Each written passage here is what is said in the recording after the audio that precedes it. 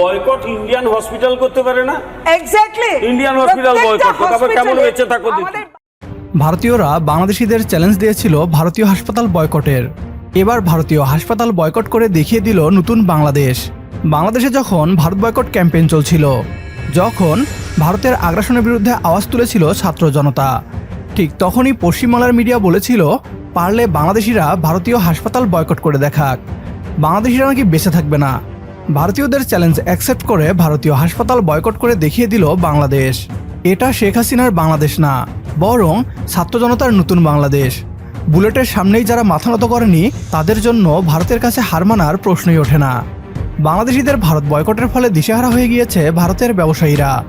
ভারতের চিকিৎসা এবং ভ্রমণ বয়কটের পর এবার ভারতীয় কোম্পানিগুলোর ঔষধ বয়কটে দিশেহারা ভারত। কিভাবে কঠিন পরিস্থিতির মধ্যেই বাংলাদেশ ভারত নির্ভরতা থেকে দ্রুত বেরিয়ে আসছে, বিস্তারিত থাকছে বিডিটিউবের আজকের এই ভিডিওতে। 2-1 বছর আগেও বাংলাদেশিদের পছন্দের ট্যুরিস্ট ডেস্টিনেশন ছিল ভারত।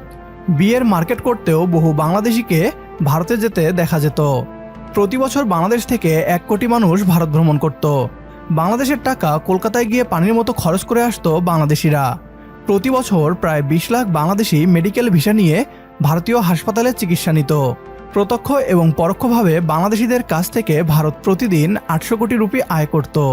তবে শেখ হাসিনা সরকারের পতনের পর থেকেই বাংলাদেশিদের ভিসা দেওয়া অনেকটাই বন্ধ করে দিয়েছে ভারত। সীমিত পরিসরে নামমাত্র মেডিকেল এবং স্টুডেন্ট ভিসা দেওয়া হচ্ছে, তবে এর সংখ্যাও খুবই কম। এমন অবস্থায় ভারত আশা করেছিল বাংলাদেশের মানুষের ব্যাপক ক্ষতি হবে, বাংলাদেশিরা বিনা চিকিৎসায় মারা যাবে এবং বাধ্য হয়ে ছাত্র জনতার নেতৃত্বাধীন ডক্টর মোহাম্মদ ইউনূসের সরকার মোদির কাছে গিয়ে ভিসার জন্য অনুনয় বিনয় করবে, শেখ হাসিনার শাসনামলে যেমনটা শেখ হাসিনা করত। কিন্তু এটা যে ছাত্র জনতার নতুন বাংলাদেশ, এই বাংলাদেশ কারো কাছে মাথা নত করতে শেখেনি। ভারতের ভিসা নিষেধাজ্ঞাকে বুড়ো আঙুল দেখিয়েছে বাংলাদেশিরাও। বাংলাদেশের বর্তমান সরকারের পক্ষ থেকে ভারতকে কোনো অনুরোধ করা হয়নি। উল্টো বাংলাদেশের মানুষ এখন ভারতীয় কোম্পানির ঔষধও বয়কট করা শুরু করে দিয়েছে। বাংলাদেশের রাজনৈতিক অস্থিরতার ধাক্কা লেগেছে ভারতীয় ঔষধ রপ্তানি এবং চিকিৎসা ও পর্যটন শিল্পে, বিশেষ করে পেমেন্ট আটকে যাওয়া, শিপমেন্টে বিলম্ব এবং আমদানিকারকেরা সময় মতো সাড়া না দেওয়ার সমস্যায় ভুগছে ভারতীয় ঔষধ কোম্পানিগুলো। সেই সাথে ভিসা জটিলতার কারণে ভারতের চিকিৎসা পর্যটন খাতও ব্যাপকভাবে ক্ষতিগ্রস্ত হচ্ছে। বাংলাদেশি রোগীরা অ্যাপয়েন্টমেন্ট বাতিল করছেন, অনেকেই এখন দেশেই চিকিৎসা নিচ্ছেন। এতে করে ভারতের হাসপাতালগুলো রীতিমতো ফাঁকা হয়ে গিয়েছে। কোথাও কোথাও দেখা গিয়েছে রোগী না থাকার কারণে চিকিৎসকরা ক্রিকেট খেলছে। নিউজ 18-এর রিপোর্ট অনুযায়ী 2023 সালে বাংলাদেশ থেকে সবচেয়ে বেশি সংখ্যক রোগী এসেছেন। চিকিৎসার জন্য তাদের মাধ্যমে ভারতে আসা মোট বিদেশি রোগীর অর্ধেকেরও বেশি ছিলেন বাংলাদেশি।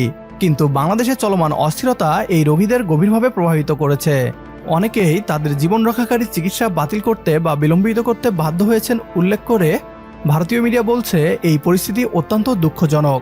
কলকাতা সহ ভারতীয় বড় বড় শহরগুলোর অধিকাংশ হাসপাতালই বাংলাদেশ থেকে আসা রোগীদের উপর নির্ভর করত, তবে এখন তারা চোখে সর্ষে ফুল দেখছে।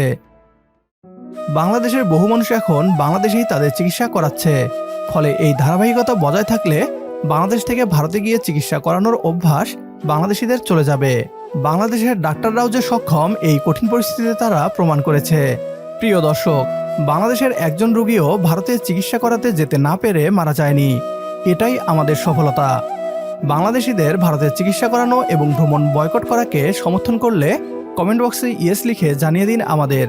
সেই সাথে ভিডিও শেয়ার করে দেখার সুযোগ করে দিন আপনার বন্ধুদের। পরবর্তী ভিডিও দেখার আমন্ত্রণ জানিয়ে বিদায় নিচ্ছি আজ। আল্লাহ হাফেজ।